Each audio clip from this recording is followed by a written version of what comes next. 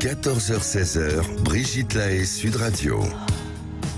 C'est avec Hugues Rennes qui est avec nous, gynécologue obstétricien, que nous évoquons donc la naissance. Et bien sûr, on va donner la parole plutôt à des femmes aujourd'hui, mais les hommes sont évidemment également les bienvenus parce que de plus en plus ils sont là également auprès de leur compagne. Laetitia, bonjour. Bonjour Brigitte et bonjour Hugues Rennes.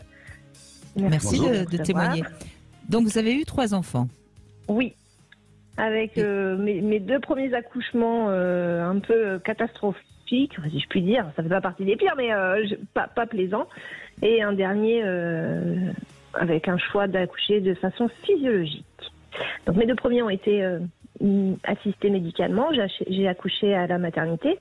Mon premier enfant, on a prétexté que j'avais de petites pertes. Enfin bon, 3 semaines avant, on m'a déclenché. On m'a percé la poche des os pour forcer le travail. J'étais à la maternité. Je errais dans la maternité. Les femmes arrivaient, accouchaient, repartaient dans leur chambre avec leur bébé. Et moi, je errais dans la maternité en attendant que le travail se déclenche. Et puis, ça a été... Il n'avait pas envie de sortir encore. Non, il n'avait pas envie de sortir.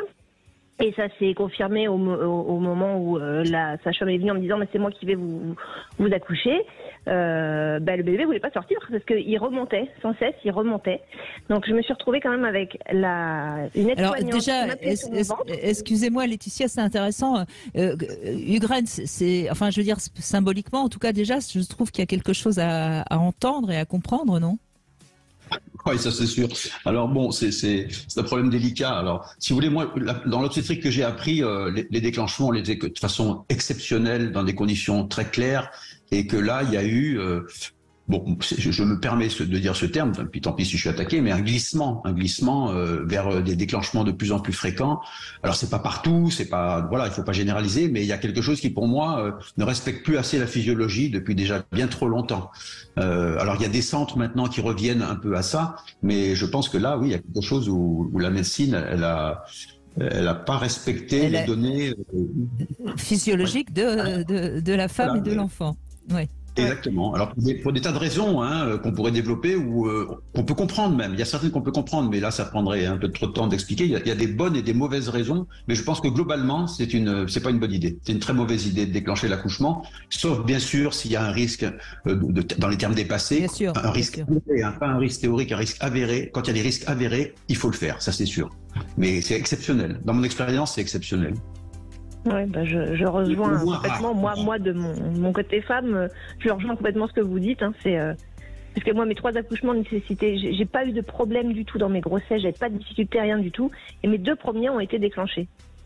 Un avant la date du terme et l'autre après la date du terme.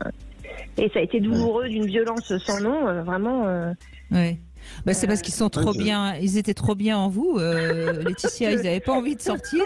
Vous êtes une trop bonne.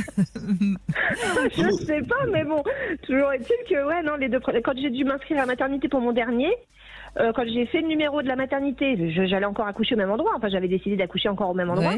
Je sais pas, j'ai eu un retour de flamme. J'avais dû refouler un peu tout ça, et j'ai pas pu m'inscrire, vraiment pas. Donc j'ai remis ciel et terre pour trouver une sage-femme qui puisse m'aider à accoucher de façon physiologique. Je me suis renseignée, j'ai lu plein de livres. Et je me suis rendu compte qu'en fait, n'importe quelle femme est en mesure d'accoucher de façon tout à fait naturelle, sans avoir une assistance médicale à outrance tout le temps. Donc vous avez accouché chez vous ? Alors je voulais accoucher chez moi, mais bon, dans mon malheur entre guillemets, il y avait une autre femme qui était en travail en même temps que moi, qui elle avait décidé d'accoucher avec cette sage-femme à la maternité, donc on a dû aller à la maternité. Mais j'ai accouché de façon tout à fait physiologique avec ma sage-femme, juste ma sage-femme et mon compagnon dans la salle d'accouchement. La porte était fermée, il y avait un paravent au cas où quelqu'un ouvrait la porte, on ne pouvait pas me voir en plein travail. Il y avait très peu de lumière et ça s'est passé, mais c'est mon meilleur accouchement. Je sais pas comment vous dire. J'étais suspendue, accrochée au cou de mon compagnon. J'étais à genoux sur le lit et mon bébé il est descendu comme ça, quoi. C'était merveilleux, vraiment. C'est le terme. J'ai pas eu de mal, j'ai pas eu de douleur insurmontable, alors que pour mon deuxième ça a été pire que tout. J'ai souffert le martyre et mon compagnon m'a dit c'est le jour et la nuit entre l'accouchement de son premier enfant à lui et de son deuxième. Il m'a dit, mais ça n'a rien à voir en fait. C'est affolant. Donc, Mais écoutez, merci Laetitia, parce que votre témoignage il rentre complètement dans le sujet que Hugues avait envie d'aborder. Et je trouve, vous voyez, ça me fait penser, et là je parle de manière très générale, ça me fait penser qu'on oublie ce que devrait être la médecine. La médecine, elle est là pour réparer les erreurs de la nature. La naissance, depuis la nuit des temps, elle s'est faite quand même assez facilement, sinon l'humanité, on serait pas 8 milliards. On peut bien l'imaginer. Alors je ne dis pas encore une fois qu'il n'y a pas eu des femmes qui sont mortes en couche et des bébés qui sont morts-nés parce qu'il y avait des difficultés. Donc je suis pas du tout en train de critiquer la médecine. Je dis juste qu'on est actuellement, me semble-t-il, et sur plein d'autres points d'ailleurs, totalement en train d'oublier le rôle normalement de la médecine. Et je ne reviendrai pas sur la Covid. Qu'est-ce que vous avez envie de dire, Hugues? Oui, moi je crois qu'en effet la médecine est devenue trop interventionniste et on le voit bien dans l'accouchement et que c'est c'est très dommageable. Mais en même temps, elle a ses qualités. C'est pour ça qu'il faut vraiment être. Mais bien sûr. Après, si vous voulez, je crois que fondamentalement, il y a une responsabilité des deux côtés. Des responsabilités des deux côtés, c'est que d'un côté, la médecine et les médecins en particulier et la médecine française surtout se croient la meilleure du monde ou presque. Enfin, il y a une prétention en médecine qui est de très mauvaise aloi et qui fait que elle pense qu'elle va tout résoudre et comme en même temps elle n'arrive pas à tout résoudre, elle essaye de prendre toutes les précautions techniques, mais elle oublie l'humain. Alors bien sûr c'est caricatural ce que je dis, il y a des endroits où c'est pas comme ça, il y a de plus en plus on essaye de faire venir l'humain dedans, c'est une évidence, mais moi j'essaie d'être un peu simple. Hein. Après il y a aussi une responsabilité du public, de la femme qui vient accoucher, du couple. Parce que ça les a bien arrangés aussi qu'on leur dise, écoutez, arrivez, on fait une péridurale, vous sentirez rien, vous pourrez pendant ce temps discuter et faire autre chose, et puis on mettra l'enfant dans les bras. Et donc il y avait un désinvestissement aussi institué un petit peu par la médecine peut-être, encore que on pourrait discuter, mais aussi qui arrangeait bien aussi les gens en disant, voilà, on n'a pas trop à se bouger. D'ailleurs, il y a quelque chose qui montre ce que je suis en train de dire, qui le prouve, c'est qu'au moment où il y a eu la péridurale, les couples ont dit, il n'y a plus besoin de se préparer puisqu'il n'y a plus de douleur. Or, la préparation n'était pas du tout uniquement pour la douleur, c'était qu'une partie, c'était parce que c'est une initiation, et cette initiation, elle nécessite de comprendre ce qui se passe, de s'investir, de comprendre les endroits où on va être un peu en fragilité, comment on va être soutenu, etc. Il faut tourner le film pour essayer de voir comment on va se comporter et être prêt. On n'arrive pas comme ça avec désinvolture. Or, de ce point de vue-là aussi, les couples sont beaucoup arrivés avec désinvolture, ce qui n'est pas du tout le cas de Laetitia, puisqu'elle a compris qu'il fallait peut-être changer son fusil d'épaule et trouver une autre solution, et bravo. La dernière chose que je veux dire, c'est que dans mon esprit, si vous voulez, et en ce sens, Laetitia, vous étiez dans des bonnes conditions pour moi.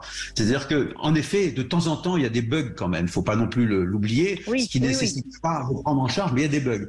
Et là, vous étiez dans des conditions idéales, puisque vous étiez avec une sage-femme qui sait respecter la physiologie, ce qui n'est pas toujours le cas, et en plus dans un environnement où s'il y avait besoin, on pouvait cette fois-ci de nouveau revenir à une technique plus musclée s'il fallait, en cas d'hémorragie, de choses comme ça. Donc à mon avis, vous étiez dans des conditions idéales.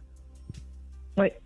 Mais je voulais juste revenir sur le fait que vous disiez que les couples se sont dit, c'est bon, il y a la péridurale, on y va comme ça. Mais en fait, ça a été institué comme ça. Dans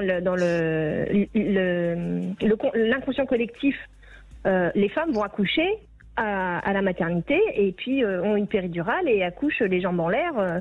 Oui, c'était dans l'inconscient collectif, ça. C'était en tout cas dans la culture de l'époque. Vous avez raison. Et puis ce qu'il ne faut pas oublier, Laetitia, c'est que souvent quand on accouche de son premier enfant, on est encore très jeune. Et finalement, on a peu d'expérience. Si la société n'en parle, donne une information, il n'y a plus de problème, il y a la péridurale.